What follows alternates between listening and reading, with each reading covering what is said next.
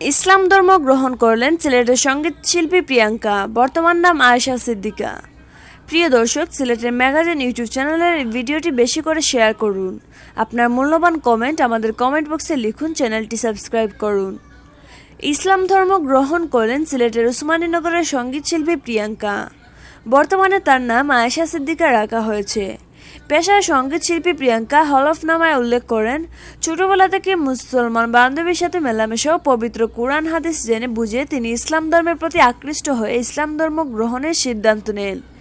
গত ৩ আগস্ট চট্টগ্রামের নির্বাহী ম্যাজিস্ট্রেটের কার্যালয়ে নোটারি করে স্থানীয় আলেমের কাছে ইসলাম ধর্ম গ্রহণ করেন। বর্তমান থেকে তিনি আয়েশা সিদ্দিকা নামে সর্বত্র পরিচিত হবেন।